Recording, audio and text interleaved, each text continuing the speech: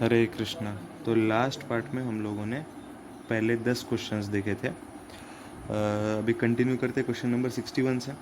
वो बोल रहा है which of the following functions is not an even function. तो कोई पूछ सकते हैं sir not an even function बोलने से अच्छा वो ऑड फंक्शन है ऐसा पूछना चाहिए था। नॉट एन इवन फंक्शन मतलब तो ऑड फंक्शन ही, ऐसे तो बोलने का मतलब है ना सर। नहीं भाई, ऐसी कोई बात नहीं है। सारे फंक्शंस इवन और ऑड ही होते हैं ऐसा ज़रूरी नहीं है। इवन फंक्शन मतलब f of minus x equal to f x, और ऑड फंक्शन मतलब f of minus x equal to minus f x. अभी हमेशा ज़रूरी ही नहीं है कि एफ ऑफ माइनस एक्स या तो एफ एक्स हो या तो माइनस एफ एक्स हो। इन दोनों के अलावा भी कुछ तो हो सकता है। जैसे f of x equal to x cube plus one. आप एफ ऑफ माइनस एक्स लोगे तो वो एफ एक्स भी नहीं है, वो माइनस ऑफ एफ एक्स भी नहीं है। वो पे बात सब लोगों को समझ में आ रही है। ठीक है, देखते कि कौन कौन सा ये फंक्शन इवन नहीं है।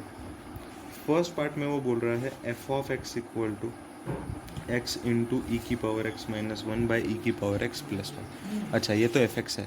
तो एफ ऑफ माइनस एक्स क्या होगा, एक्स के जगह पे माइनस एक्स पुट करो, ये हो जाएगा माइनस एक्स इंटू ई की power minus x minus one divided by e की power minus x plus one. बात समझ में आ रही है सब लोगों को। Equal to minus x into numerator और डिनोमिनेटर दोनों को e to the power x से मल्टीप्लाई करो, तो ये हो जाएगा e to the power x into e to the power minus x which is one, minus e to the power x into one which is e to the power x upon e to the power x into e to the power minus x is one, plus one into e to the power x is e to the power x. बात समझ में आ रही है सब लोगों को। ये निगेटिव साइन को अंदर भेज सकते हो, निगेटिव साइन को अंदर भेजोगे तो ये उल्टा हो जाएगा, ये हो जाएगा e to the power x minus one by one plus e to the power x, मतलब ये e to the power x plus one. बात समझ में आ रही है। ये एफ एक्स है, ये एफ ऑफ माइनस एक्स है। क्या दोनों अलग अलग चीज़ है या सेम चीज़ है? सेम चीज़ है।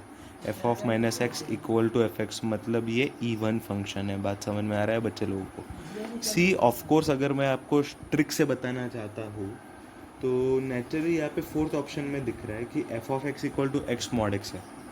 तो एफ ऑफ माइनस एक्स हो जाएगा minus x into mod of minus x, लेकिन मॉड एक्स और मॉड ऑफ माइनस एक्स तो एक ही चीज़ होती है।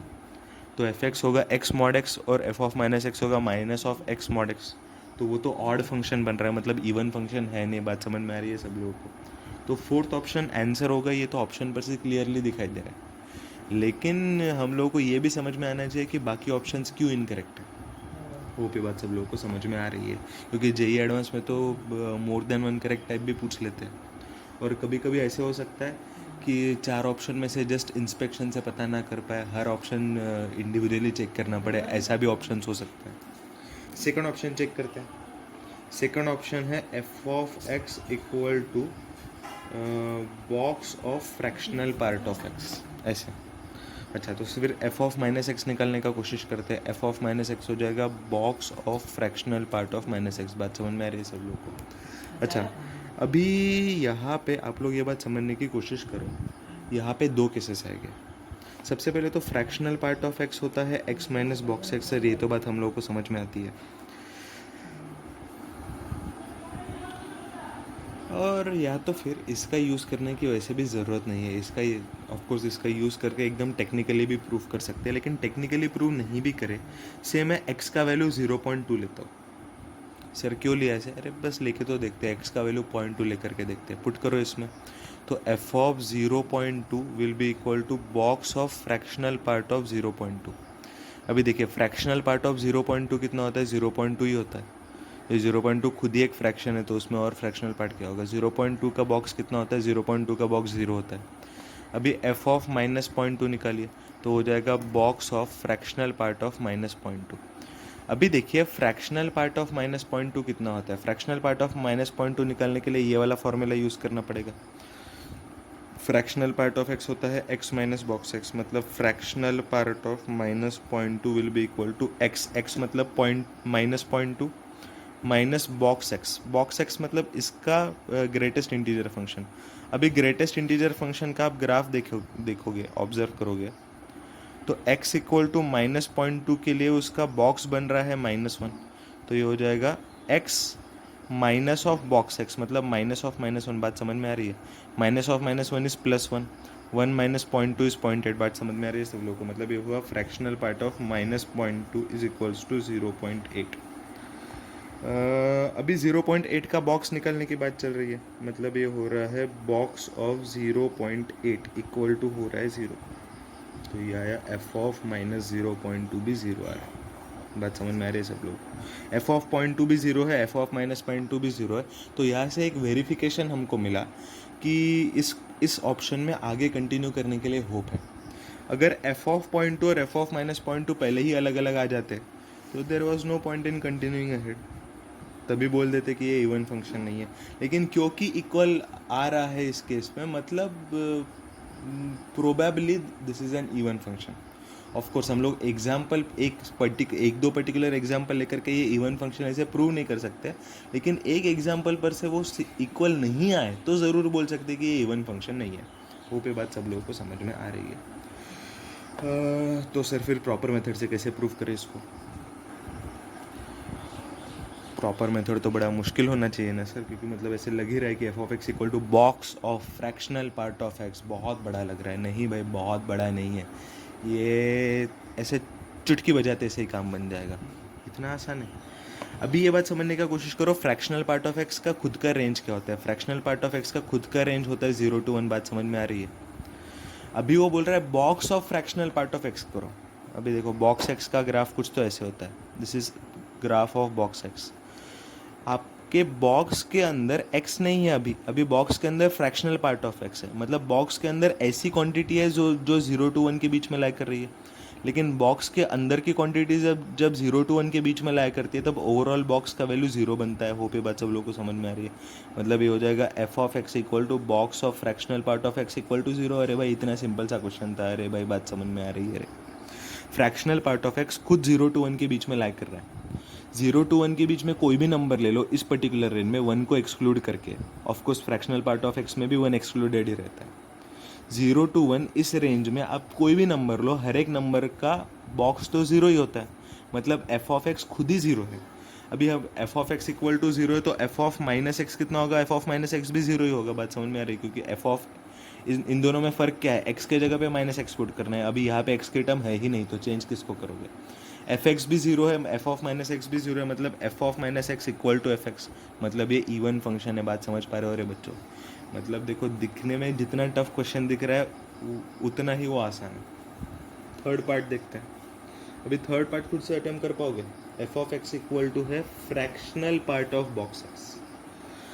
अभी कोई इसको भी घुमा फिरा करके बहुत करने की कोशिश करेगा, सर कुछ कुछ एग्जांपल्स लेकर के। बहुत बच्चे लोग ऐसे करते हैं ना, ऐसे एक एक दो एग्जांपल लेकर के देखते हैं, but that is not the proper method. आप एक दो एग्जांपल पर से बता नहीं सकते गारंटी से कि ये इवन फंक्शन है, लेकिन मेथड से ये क्वेश्चन और भी ज़्यादा आसान हो जाता है। देखो, बॉक्स एक्स क्या होता है? बॉक्स एक्स एक इंटीजर होता है ना, box x is an integer. बात समझ में आ रही है सब लोगों को? बॉक्स एक्स खुद एक इंटीजर है। वो पूछ क्या रहा है? Fractional part of N integer. अभी ये समझो, इंटीजर में फ्रैक्शनल पार्ट कभी हो सकता है क्या? सपोज से एक 7 का फ्रैक्शनल पार्ट बताएगा। अरे भाई, 7 में फ्रैक्शनल पार्ट है ही नहीं, 7 का फ्रैक्शनल पार्ट 0 है। Is it clear with everyone? Boxes खुद एक इंटीजर है, उसका फ्रैक्शनल पार्ट की बात करें, इंटीजर का फ्रैक्शनल पार्ट कितना होगा? 0, मतलब f of x equal to 0, as simple as that. फिर से वही बात, ये भी एफ एक्स इक्वल टू 0 है तो एफ ऑफ माइनस एक्स भी 0 होगा। F x 0, that implies f of minus x is also 0, मतलब f of minus x equal to f x, मतलब ये इवन फंक्शन है। बात समझ में आ रही है सब लोगों को? फोर्थ सब पार्ट तो मैं ऑलरेडी आप लोगों को ओरली बता चुका हूँ। एफ एक्स है एक्स मॉड एक्स, तो एफ ऑफ माइनस एक्स होगा minus x into mod of minus x. लेकिन मॉड ऑफ माइनस एक्स और मॉड एक्स तो एक ही बात होती है, तो हो जाएगा माइनस एक्स मॉड एक्स। तो चेक करो, एफ एक्स और f of minus x same नहीं आ रहे, रादर सेम नहीं आ रहा है, बस उतना सफिशिएंट है। This implies not even function, not an even function. Of course मैं थोड़ा एक लेवल ऊपर जा करके ये भी बोल सकता हूँ कि f of minus x equal to minus of f x, मतलब ये ऑड फंक्शन भी है, but that is not required. The very fact that they are not equal, that means this is not an even function. Clear है रे भाई सब लोग? Next question पे जाते हैं, 62nd क्वेश्चन पे। The range of a function f of x equal to sine square x minus sine x plus 1। बड़ा ही इंटरेस्टिंग क्वेश्चन है, दिखने में मुश्किल लग रहा होगा कुछ कुछ लोगों को, लेकिन ये बहुत ही ज़्यादा आसान क्वेश्चन है। अच्छा, इस फंक्शन का रेंज मत निकालिए। I am giving you another function, you tell me you draw the graph of that function. F of t equal to t square minus t plus 1, इस फंक्शन का ग्राफ निकालना है। अभी भाई, ये तो 11th स्टैंडर्ड के पहले ही चैप्टर में पढ़े हो आप, क्वाड्रेटिक इक्वेशन का ग्राफ है ये। क्वाड्रेटिक इक्वेशन का जो ग्राफ होता है, अच्छा ए का वैल्यू पॉजिटिव है या निगेटिव है? क्वाड्रेटिक के ग्राफ में तो हम लोग दो चीज़ें चेक करते हैं, ए का साइन चेक करते हैं, ए पॉजिटिव है या निगेटिव है वो चेक करते हैं, और फिर डी पॉजिटिव है, निगेटिव है या जीरो है वो चेक करते हैं। ए क्या है इस केस में, coefficient of T square that is positive. D discriminant कैसे है, बी स्क्वायर माइनस 4ac, मतलब 1 माइनस 4 इंटू 1, डिस्क्रिमिनेंट निगेटिव है इसका। ए पॉजिटिव है, डी निगेटिव, मतलब कैसा ग्राफ बनेगा इसका, हवा में तैरता ग्राफ बनेगा, एक्स एक्सिस के ऊपर के डायरेक्शन में। समझ में आ रहा है सब लोग? अच्छा, अभी कोई पूछेगा सर ये हवा में तो तैर रहा है लेकिन इस वर्टेक्स का कोऑर्डिनेट्स बताइए। वर्टेक्स का कोऑर्डिनेट्स क्या होता है रे भाई, वो होता है -b/2a, -d/4a। याद है सब लोगों को? b का वैल्यू है -1, a का वैल्यू है 1, b का वैल्यू -1, a का वैल्यू 1, पुट करो तो ये हो जाएगा हाफ कॉमा -d/4a। डिस्क्रिमिनेंट कितना है, b square minus 4ac, 1 minus 4 that is -3, d is -3 तो -3 that is 3, 3 divided by 4 into a is 1 तो ये हो जाएगा हाफ कॉमा 3/4। बात समझ में आ रही है सब लोगों को? अच्छा सर ये ग्राफ तो निकाल लिया, लेकिन आपको उस ग्राफ निकालने से क्या फ़ायदा हुआ? अभी ये बात समझो, कहना है से ये जो एफ ऑफ एक्स है ना वो कैसे मिलता है, टी के जगह पे साइन एक्स पुट करने से मिलता है। बात समझ में आ रही है सब लोगों को? जी ऑफ टी मान लो ना, जी ऑफ टी में टी के जगह पे मैं sine x put, sign square x minus x नहीं था, sign square x minus sine x था, टी के जगह पे साइन एक्स पुट करो, हम लोगों को ये वाला ग्राफ मिल जाएगा। लेकिन साइन एक्स खुद सारे रियल वैल्यूज़ ले सकता है क्या? साइन एक्स तो सारे रियल वैल्यूज़ ले ही नहीं सकता है। साइन एक्स सिर्फ -1 से लेकर के 1 तक ही वैल्यू ले सकता है। होप ये बात सब लोगों को समझ में आ रही है? मतलब देखो ये जो एफ ऑफ एक्स है ना, sine square x minus sine x plus 1, this is nothing but g of t equal to t square minus t plus 1, where t equal to sine x. T equal to sine x है, इसका मतलब T का input restricted हो गया, क्योंकि देखो t equal to sine x जैसे ही मैंने बोला, साइन एक्स -1 to 1 के बीच में ही लाई करता है। मतलब जो मेरा इनपुट था इस ग्राफ का टी, वो टी रेस्ट्रिक्टेड हो गया। टी कहाँ पे रेस्ट्रिक्ट हुआ, -1 to 1 के बीच में रेस्ट्रिक्ट हुआ है हमारा। देखिए ये टी -1 से लेकर के ये हाफ के बाद में, मतलब -1 से लेकर के 1 तक वो रेस्ट्रिक्ट हुआ। मतलब -1 के पहले वाला जो ग्राफ था वो भी हमें कोई काम का नहीं है, 1 के बाद वाला जो ग्राफ था वो भी कोई काम का नहीं है। अभी 1 पे हाइट कितना आता है, -1 पे हाइट कितना आता है, चेक करो। 1 पे हाइट कितना आ रहा है, 1 पे आ रहा है 1 - 1 0, 0 + 1 1, तो 1 पे ये वाला हाइट आ रहा है 1। फिर t इक्वल टू -1 पुट कीजिए, क्या हाइट आ रहा है, t इक्वल टू -1 पे हाइट आ रहा है -1 का square is 1, 1 minus of -1 2, 2 + 1 is 3, मतलब देखो -1 पे हाइट आ रहा है 3। बात समझ में आ रही है सब लोगों को? अच्छा अभी उसने पूछा है ये वाला जो ग्राफ है ना, इस ग्राफ का रेंज बताइए। रेंज मतलब क्या, मिनिमम वैल्यू से लेकर के मैक्सिमम वैल्यू ऑफ वाई तक। वाई का मिनिमम वैल्यू इधर नहीं आ रहा है, this is not the minimum value of y. यहाँ पे मिनिमम वैल्यू नहीं है, मिनिमम वैल्यू यहाँ से स्टार्ट हो रहा है। यहाँ पे वाई का मिनिमम वैल्यू कितना है, 3/4। फिर वाई का मैक्सिमम वैल्यू इस ग्राफ के लिए कितना है, 3। कोई बोल सकता है सर वाई का वैल्यू इन्फिनिटी तक जा रहा है। हाँ भाई, ऐसे तो इन्फिनिटी तक जाने वाला था, लेकिन हम लोगों को ग्राफ साइन एक्स के वजह से रेस्ट्रिक्ट करना पड़ा -1 to 1 के बीच में। जितना ग्राफ हम लोगों ने रखा है उतने ग्राफ में ऑब्जर्व कीजिए रेंज क्या है। रेंज मतलब मिनिमम वैल्यू से मैक्सिमम वैल्यू वाई का।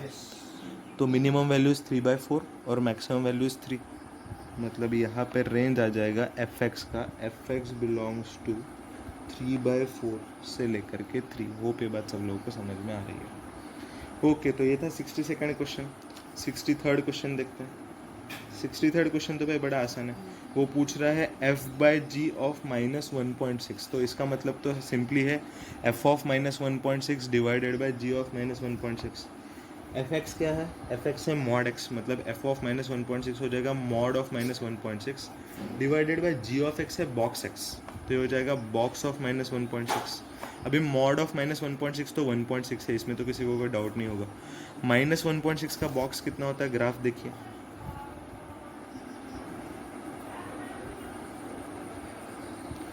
ये 0 से -1 के बीच में सारे नंबर्स का बॉक्स -1 होता है। फिर -1 to -2 के बीच में सारे नंबर्स का बॉक्स -2 होता है। अभी ये -1.6 -1 और -2 के बीच में लाई कर रहा है, मतलब ग्राफिकली देखेंगे तो उसका बॉक्स कितना होगा, उसका बॉक्स होगा -2। होप ये बात सब लोगों को समझ में आ रही है? मतलब ये हो जाएगा 1.6 डिवाइडेड बाय -2, 1.6 डिवाइडेड बाय -2 मतलब ये हो गया -0.8, -0.8 मतलब -8/10, -8/10 मतलब -4/5। बस सिंपली कैलकुलेशंस करना था इसमें। फिर नेक्स्ट क्वेश्चन पे आगे बढ़े, नेक्स्ट क्वेश्चन करते हैं 64th question. Which of the following is not an odd function? कौन सा फंक्शन ऑड नहीं है? ओके, तो मैं ये बोल रहा था कि which of the following is not an odd function का मतलब कोई ये नहीं लेना चाहिए कि which of the following is even function. ऐसा नेसेसरी नहीं है कि ऑड फंक्शन नहीं है तो इवन ही होगा। तो नॉट एन ऑड फंक्शन मतलब इवन फंक्शन भी हो सकता है और नाइदर इवन नॉर ऑड भी हो सकता है। एनीवे, जिसने क्वेश्चन नंबर 61 सॉल्व किया था उसको क्वेश्चन नंबर 64 सॉल्व करने की कोई ज़रूरत ही नहीं पड़ेगी, क्योंकि ABC ऑप्शंस तीनों के सेम ही है। और हम लोगों ने ऑलरेडी 61 में चेक कर लिया था कि 61 वाला जो A ऑप्शन था वो इवन फंक्शन था। अभी वो इवन फंक्शन है तो वो ऑड फंक्शन कैसे हो सकता है? तो naturally first option will be the answer, that is as simple as that. लेकिन कोई ये भी पूछ सकता है सर 61 में सेकंड ऑप्शन और थर्ड ऑप्शन भी इवन फंक्शन थे, लेकिन आप ऑब्जर्व करो 64 का जो फर्स्ट ऑप्शन था वो तो इवन फंक्शन था, वो तो क्लैरिफाई हो गया, वो इवन फंक्शन था, मतलब वो ऑड फंक्शन नहीं है। सर सेकंड वाला भी तो इवन फंक्शन था, लेकिन ऑब्जर्व करो वो जो f x equal to box of fractional part of x था ना, वो ज़ीरो होता है, वो ज़ीरो आया था, हम लोगों ने कैलकुलेट किया था फ्रैक्शनल पार्ट ऑफ एक्स का बॉक्स, मतलब वो ज़ीरो आया था हमारा। अभी ज़ीरो इवन फंक्शन भी होता है, ऑड फंक्शन भी होता है। सर कैसे? अब अगर एफ एक्स ज़ीरो है तो एफ ऑफ माइनस एक्स भी ज़ीरो है सर, वो तो हमको पता है। अभी ये बात समझो, ज़ीरो और माइनस ज़ीरो के अलग अलग चीज़ें होती है क्या? सेम ही तो चीज़ें होती है ना। मतलब एफ ऑफ माइनस एक्स मतलब माइनस ज़ीरो भी लिखा जा सकता है इसको। F of minus x is minus zero, मतलब f of minus x is minus of f x. बात समझ में आ रही है? तो यहाँ से और एक चीज़ ये भी याद रखनी चाहिए, अगर किसी ने याद नहीं रखी है तो, कि f x equal to zero ये जो फंक्शन होता है ना, ये एक बहुत स्पेशल फंक्शन है। ये दुनिया में ऐसा एक ही फंक्शन होता है जो इवन फंक्शन भी होता है, ऑड फंक्शन भी होता है। तो of course this is an odd function. फिर सी ऑप्शन सिमिलरली याद करो, सी ऑप्शन भी वहाँ पे f x equal to zero आया था, तो वो भी ऑड फंक्शन ही रहेगा। फिर फोर्थ ऑप्शन चेक करके बताता हूँ सर, फोर्थ ऑप्शन ना हम लोगों ने किया था सर, ये नाइदर इवन नॉर ऑड आ रहा है सर। तो सर ए ऑप्शन तो इवन आया, मतलब this is not an odd function, तो ए ऑप्शन तो आंसर होगा ही सर। डी ऑप्शन भी आंसर होना चाहिए, क्योंकि दिखाई दे रहा है sir clearly f of x equal to l n of root x square plus one plus x है ना।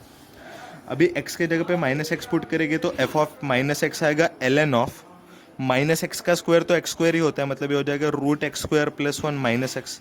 अभी सर देखिए दोनों तो अलग अलग दिख रहे हैं, दोनों एक दूसरे से सेम भी नहीं दिख रहे, दोनों एक दूसरे से निगेटिव भी नहीं दिख रहे, लेकिन भाई ऐसी बात नहीं है, इसको और सिंप्लीफाई किया जा सकता है। एफ ऑफ माइनस एक्स जो आपका आया था, f of minus x equal to l n of root x square plus one minus x, इसको मैं लिख सकता हूँ l n of root x square plus one minus x. इसके न्यूमरेटर को रैशनलाइज करते हैं। जनरली तो हम लोग बचपन में पढ़े डिनोमिनेटर को रैशनलाइज करना, लेकिन कभी कभी न्यूमरेटर को रैशनलाइज करने से भी फ़ायदा होता है।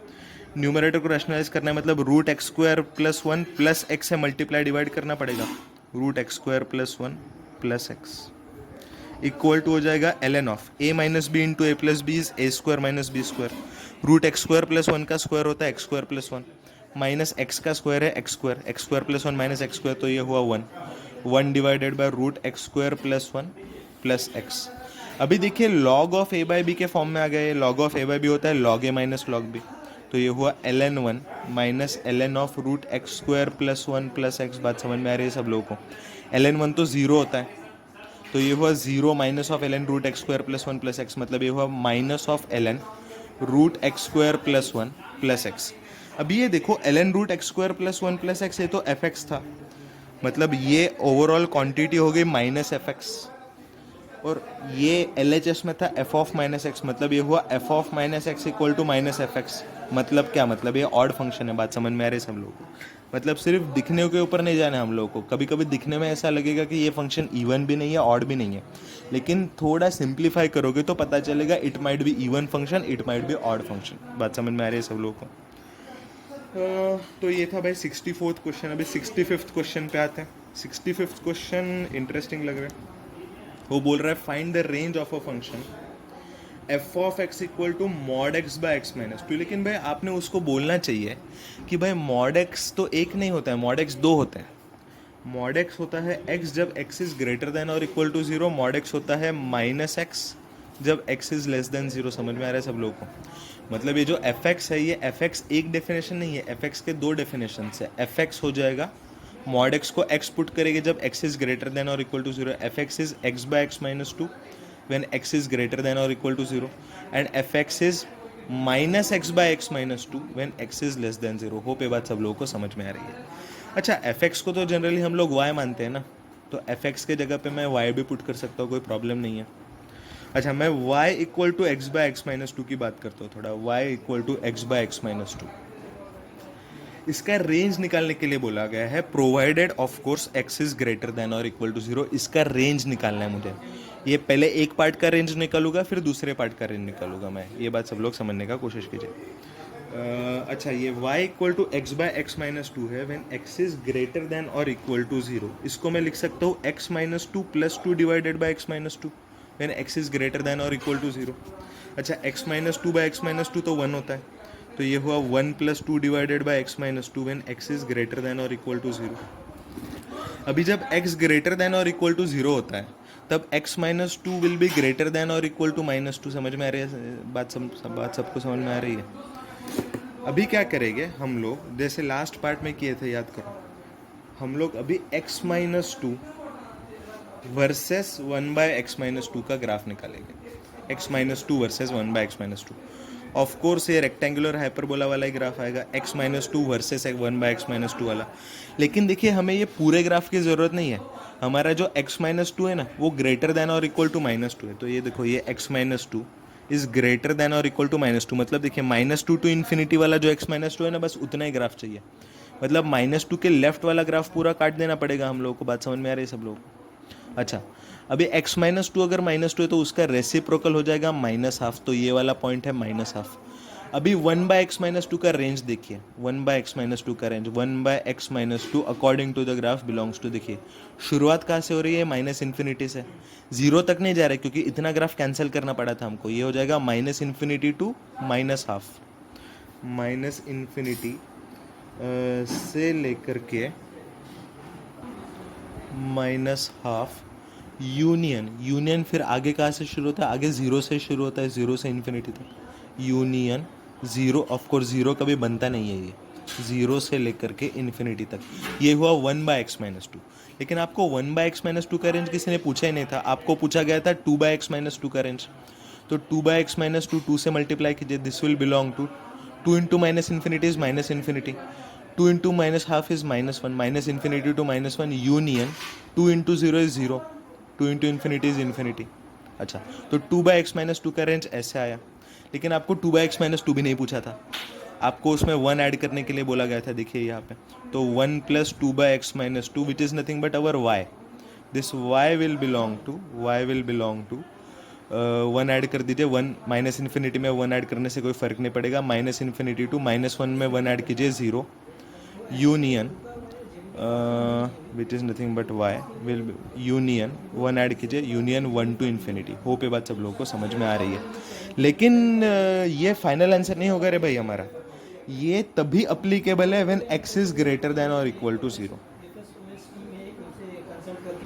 लेकिन x जब ग्रेटर देन और इक्वल टू 0 होता है तब x माइनस 2 ग्रेटर देन और इक्वल टू माइनस 2 होता है। वो तो हम लोग ऑलरेडी केयर ले चुके हैं। बात समझ में आ रही है सब लोग को? मतलब इसमें से कोई सोल्यूशन अलग करने की ज़रूरत नहीं है। This is the solution of part 1। But what about part 2? y is equal to minus x by x minus 2 when x is less than 0। y equal to है minus x by x minus 2 when x is less than 0।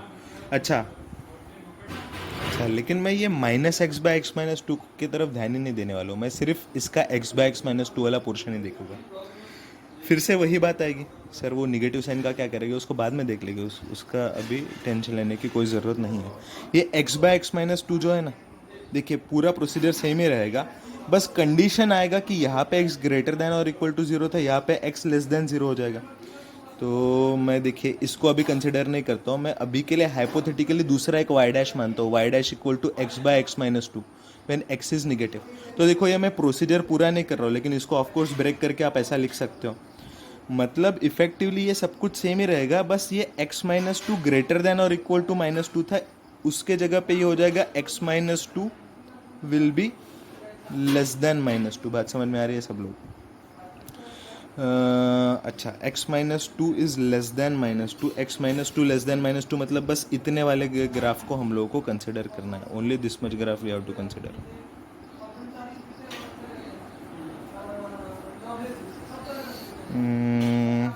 Okay, अच्छा इतना graph अगर मैं consider कर लेता हूँ, जो इतना ग्राफ हम लोगों को कंसिडर करने के लिए बोला है, यहाँ पे ग्रेटर देन और equal to -2, of course x -2 यहाँ पे लेस देन -2 रहेगा, मतलब इतना वाला ही ग्राफ चाहिए हमको।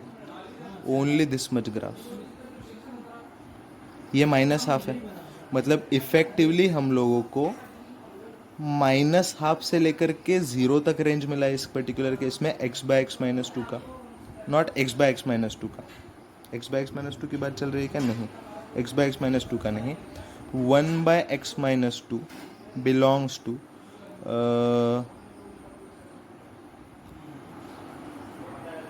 -½ से लेकर के 0 तक बिलोंग कर रही है, -½ से लेकर के 0 तक बिलोंग कर रहा है। ये तो है 1/x-2, लेकिन फिर हमने देखा था हमें 1/x-2 नहीं चाहिए था, 2/x-2 चाहिए था अकॉर्डिंग टू दिस। तो 2/x-2 will again belong to 2 times कर दो, ये हो जाएगा -1 से लेकर के 0 तक। अभी 2/x-2 नहीं चाहिए हमें, उसमें 1 ऐड करने की बात चल रही है, तो ये हो जाएगा 1 + 2 divided by x-2 belongs to 1 add कर दो दोनों साइड, 1 + -1 इज 0, 1 + 0 इज 1, ये 0 to 1 तक लाया करेगा। लेकिन ये 1 + 2/x-2 क्या हुआ करता था? देखिए वो हुआ करता था x/x-2। मतलब देखिए ये जो सेकंड डेफिनेशन कंसिडर कर रहे हैं ना, उसमें x निगेटिव कंसिडर करना है, उसके हिसाब से मैं देखूंगा तो x/x-2 विल बिलोंग टू 0 से लेकर के 1 तक। ये क्वांटिटी 0 से 1 तक बिलोंग कर रही है। अरे भाई लेकिन ये हमें नहीं चाहिए था, हमें x/x-2 नहीं चाहिए, हमें चाहिए -x डिवाइडेड बाई x-2। तो -x/x-2 निगेटिव साइन लगा दो, तो वो 0 to -1 बिलोंग करेगा। ऑफकोर्स 0 to -1 कभी बोला नहीं जाता, -1 to 0 बोलेंगे। This will belong to -1 to 0 of course. मतलब देखिए हम लोग को 2 रेंजेस मिले हैं, एक रेंज यहाँ से मिला है -∞ to 0 यूनियन 1 to ∞, और दूसरा मिला है -1 to 0। अभी ये वाला पोर्शन रहा तो भी चलेगा। देखो दो डेफिनेशन है ना, first definition x/x-2 that is also okay for x greater than और equal to 0। Second definition -x/x-2 for x less than 0 that is also okay. Now first definition is telling that -∞ to 0 union 1 to ∞, that answer this first part is giving. Second part is giving the answer that it belongs to -1 to 0. Of course both parts are okay, means we have to take the union of both of them. लेकिन यहाँ पे एक interesting चीज़ observe करो, ये जो -1 to 0 वाला part है ना, ये ऑलरेडी इसमें है। देखो -∞ to 0 में -1 to 0 तो ऑलरेडी है ना, तो दोनों का यूनियन भी लेंगे तो इफेक्टिवली यही आने वाला है। बात समझ में आ रहा है? तो दोनों का यूनियन भी ले लो, फाइनल आंसर यही रहेगा -∞ to 0 included union 1 to ∞। Hope ये बात सब लोगों को समझ में आ रही है। तो इस तरीके से जब मॉड से रिलेटेड क्वेश्चन का रेंज निकालना है ना, देखो मॉड से रिलेटेड सिर्फ रेंज के ही क्वेश्चंस की बात नहीं करेंगे, मॉड से रिलेटेड कोई भी क्वेश्चन आता है एक्सेप्ट फॉर ग्राफिकल क्वेश्चंस, तो हम लोग को 2 केसेस लेके ही करना पड़ता है। एक जब मॉड पॉजिटिवली ओपन होता है और एक जब मॉड निगेटिवली ओपन होता है। सेम चीज़ हम लोग नेक्स्ट 66 नंबर के क्वेश्चन में भी देखने वाले हैं। क्वेश्चन नंबर 66 देखिए, the number of solutions of mod x-2 plus mod x-3 equal to 1। Of course मैं इसका भी 2 मेथड्स बताऊंगा।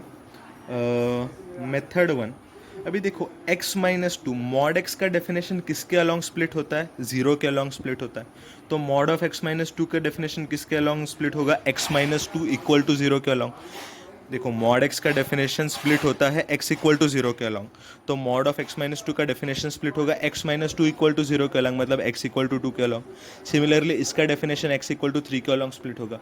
नंबर लाइन पे 2 प्लॉट करो, 3 प्लॉट करो, मतलब इफेक्टिवली डेफिनेशन 3 केसेस में स्प्लिट होगा। एक -∞ टू 2 के बीच में, दूसरा 2 to 3 के बीच में, और तीसरा 3 to ∞ के बीच में। बात समझ में आ रही है सब लोगों को? Case 1, x belongs to -∞ to 2। जब x -∞ to 2 बिलोंग करेगा तब क्या होगा? अभी देखिए x -∞ to 2 बिलोंग कर रहा है, मतलब x देखिए सपोज इधर कहीं तो x है, तो x 2 से भी छोटा है, 3 से भी छोटा है। x अगर 2 से छोटा है मतलब x-2 निगेटिव है। x-2 अगर निगेटिव है तो mod ऑफ x-2 को क्या लिखा जाएगा? x-2 is less than 0 implies mod of x-2 को लिखा जाएगा 2 - x। होप ये बात सब लोगों को समझ में आ रही है। अभी x 2 से छोटा है तो x 3 से भी तो छोटा है ना, मतलब x-3 निगेटिव है। x माइनस थ्री निगेटिव है मतलब mod of x minus three को 3 माइनस एक्स लिखा जाएगा।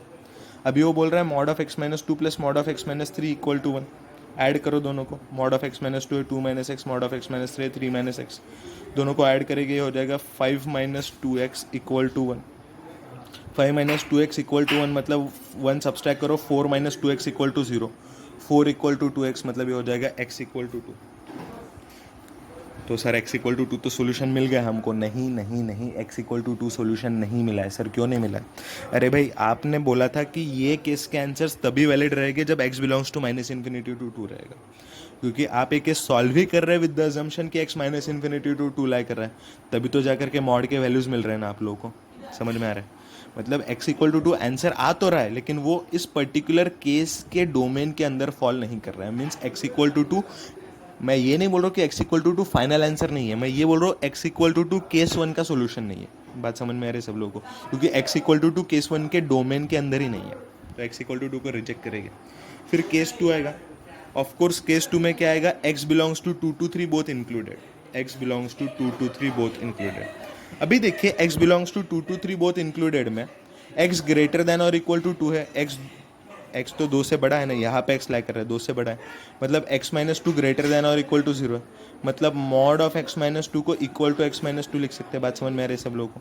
अच्छा फिर x 3 से छोटा है, x लेस देन 3 है मतलब x माइनस थ्री निगेटिव है, x माइनस थ्री निगेटिव है मतलब mod of x minus three को हम लोग 3 माइनस एक्स लिख सकते हो। बात समझ में आ रही है सब लोगों को? अभी हम लोगों को कैलकुलेट करना है mod of x minus two plus mod of x minus three equal to क्या हो जाएगा? x minus two plus 3 minus x, x cancel हो जाएगा, 3 माइनस टू दैट इज 1। तो देखिए इन दोनों को ऐड करें तो आपका LHS 1 है। देखो ये मैंने ओरिजिनल इक्वेशन लिखा है, ऐसे मत सोचिए। ये जो mod of x minus to था मैंने इसको x माइनस टू पुट किया, mod of x minus three था इसको 3 माइनस एक्स पुट किया, ऐड कीजिए दोनों का एडिशन 1 आ रहा है, LHS भी 1 है, RHS भी 1 है। मतलब क्या? मतलब x का वैल्यू क्या है? कुछ फर्क ही नहीं पड़ता इस केस 2 में। देखो x का वैल्यू क्या है, फर्क ही नहीं पड़ता, मतलब x के सारे रियल वैल्यू सेटिस्फाई कर रहे हैं। तो आइडियली देखेंगे तो केस 2 का आंसर होना चाहिए x बिलोंग्स टू r। समझ में आ रहा है? क्योंकि आंसर x के ऊपर डिपेंड ही नहीं कर रहा है, हमेशा LHS भी 1 है, हमेशा RHS भी 1 है, मतलब LHS इक्वल टू RHS हमेशा सेटिस्फाई कर रहा है, मतलब x के कोई भी रियल वैल्यू ले लो ये इक्वेशन सेटिस्फाई करना चाहिए। बात समझ में आ रही है? लेकिन x belongs to r this can be the final answer, क्योंकि ये आंसर तब उस अजम्पशन से आ रहा है, ये अजम्पशन लेकर के कि x 2 to 3 के बीच में लाई कर रहा है। तो x का जो भी फाइनल आंसर आएगा ना उसमें से वही वैल्यूज एक्सेप्टेबल होंगे जो ओरिजिनल डोमेन को सेटिस्फाई कर रहे हैं। इन दोनों का इंटरसेक्शन लो, मतलब you will get the answer x belongs to 2 to 3। हो पे बात सब लोगों को समझ में आ रहा है? सिमिलरली केस 3 भी सब लोग सॉल्व कर लेंगे, मैं केस 3 सॉल्व करके नहीं बता रहा हूँ, that I am leaving up to you. Case 3 क्या होगा? केस 1 था x belongs to minus infinity to 2, case 2 था x belongs to 2 to 3। Of course case 3 क्या होगा वो मैं बता रहा हूँ, x belongs to 3 to infinity. आगे के कैलकुलेशंस में आप लोगों के लिए छोड़ रहा हूँ, but let me tell you इस केस से भी कोई सोल्यूशन नहीं आएगा। सोल्यूशन फिर से आने वाला है x इक्वल टू 3 ही, लेकिन वो फिर से इस डोमेन में नहीं है, मतलब इसको रिजेक्ट करेंगे। बात समझ में आ रही है सब लोगों को? ये यू डोंट जस्ट मतलब ऐसे डॉट डॉट डॉट डॉट मत कर दीजिए, यू योरसेल्फ ये मेथड अप्लाई कीजिए, खुद से ये मेथड अप्लाई करके आप आंसर निकालिए। आंसर x इक्वल टू 3 आना चाहिए, लेकिन x इक्वल टू 3 इस डोमेन में लाई नहीं कर रहा है, means that is unacceptable answer. Hope ये बात सब लोगों को समझ में आ रही है? अभी देखो केस 1 भी पॉसिबल है, केस 2 भी पॉसिबल है, केस 3 भी पॉसिबल है, मतलब तीनों का यूनियन लेना पड़ेगा। पहले केस ने तो कुछ दिया नहीं, थर्ड केस ने भी कुछ नहीं दिया, मतलब जो केस 2 ने दिया वही फाइनल आंसर होगा, मतलब फाइनल आंसर होगा x belongs to 2 to 3। Hope ये बात सब लोगों को समझ में आ रही है? अच्छा x बिलोंग टू 2 to 3 मतलब कितने वैल्यूज है इसमें? 2 to 3 ये तो पूरा इंटरवल है ना, 2 to 3 के बीच में इन्फाइनाइटली मेनी वैल्यूज है, so of course then answer is the number of solutions is infinite. Hope ये बात सब लोगों को समझ में आ रही है? तो ये था method 1 which is algebraical method, जो हमने क्वेश्चन 65 में पढ़ा ना कि मॉड x को x इक्वल टू 0 के अलॉन्ग स्प्लिट करना पड़ता है। ऑफकोर्स ये आप लोगों ने 11th में भी पढ़ा था। सेम कंसेप्ट का एप्लीकेशन हम लोगों ने क्वेश्चन नंबर 66 में भी किया। ये था मेथड 1 एल्जेब्रिकल मेथड। अभी मेथड 2 बड़ा इंटरेस्टिंग मेथड है। देखिए मॉड x का ज्योमेट्रिकल मीनिंग क्या होता है? मॉड x का ज्योमेट्रिकल मीनिंग होता है डिस्टेंस बिटवीन x एंड 0, ये सब लोगों को पता है।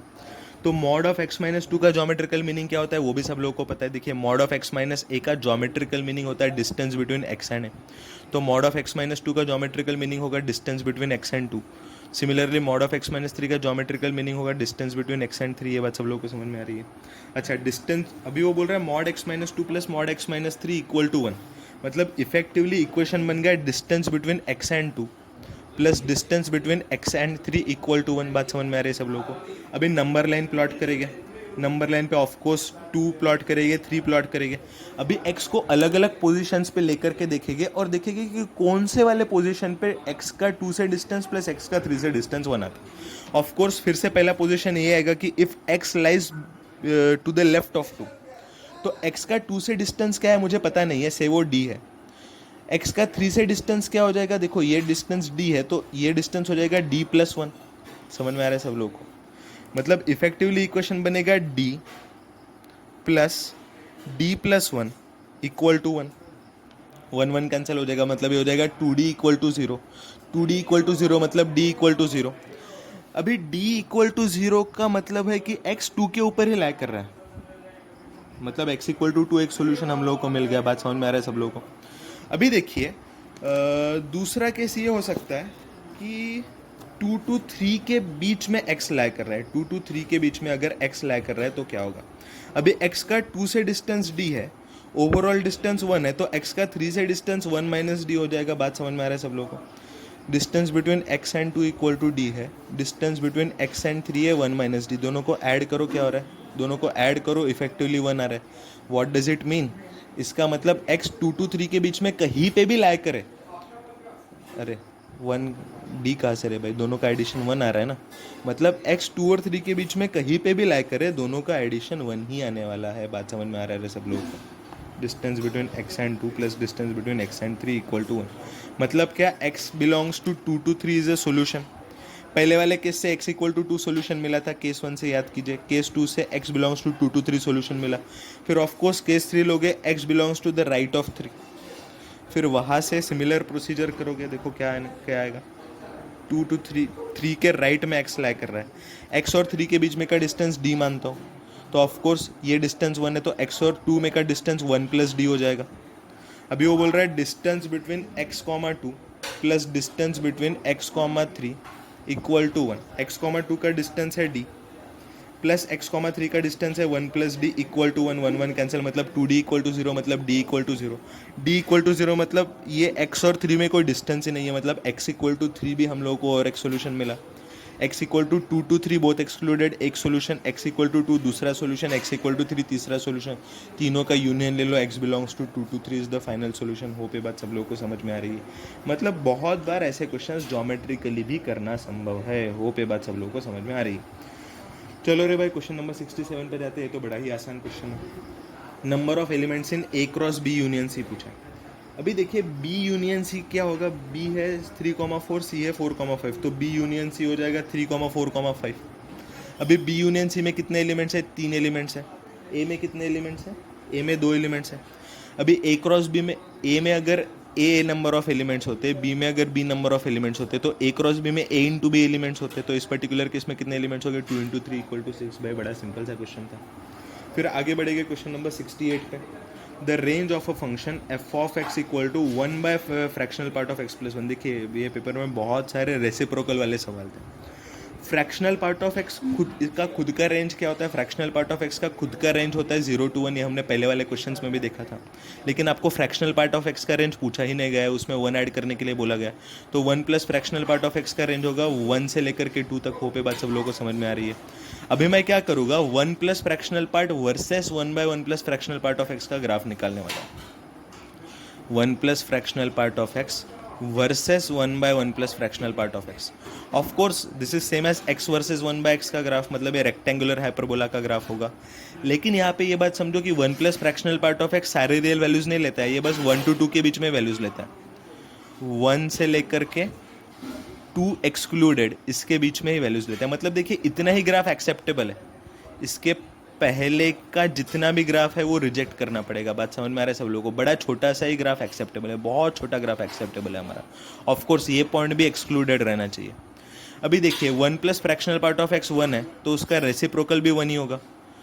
1 plus fractional part of x अगर 2 है तो उसका रेसिप्रोकल हाफ होगा। बात समझ में आ रही है सब लोगों को?